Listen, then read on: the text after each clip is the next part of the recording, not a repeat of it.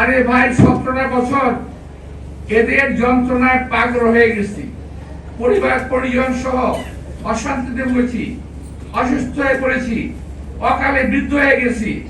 অনেক পরিবার ধ্বংস হয়ে গেছে বিএনপির এই আওয়ামী লীগের অত্যাচারে। বরং আমি বলতে চাই, আওয়ামী লীগকে যারা দেশে পুনর্বাসিত করার চেষ্টা করবে তাদের বিরুদ্ধে আমাদের সংগ্রাম অব্যাহত থাকবে।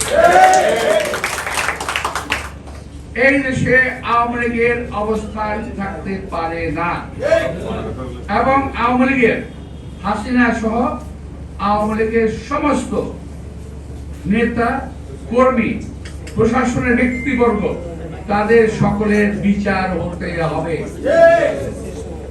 এখন কথা হলো, আমার অনেক ভাই বলেন, আমাদের অনেক সন্তানরা বলেন যে আগে বিচার করতে হবে পরে নির্বাচন হবে। কেন ভাই? আপনারা তো আমাদের চেয়ে বেশি অত্যাচারিত না।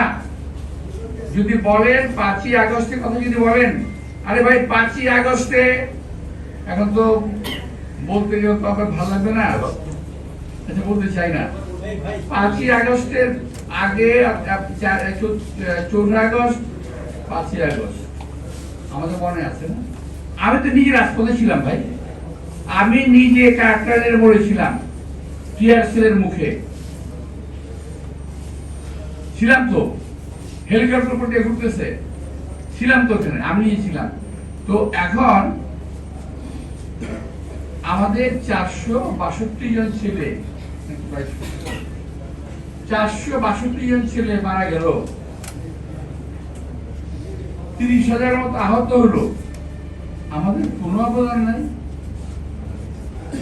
আরে ভাই অনেকে বলে, আমার কথা এটা কিন্তু আমার কথা না, অনেকে বলে যে আপনারা তো সারেন্ডার করে ঘরে ঢুকে গেছিলেন।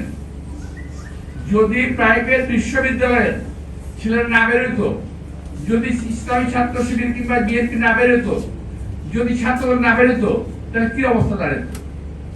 সুতরাং কৃতিত্বের দাবিদার একা হওয়ার চেষ্টা করেন না, হতে হবে দলের এবং দেশের।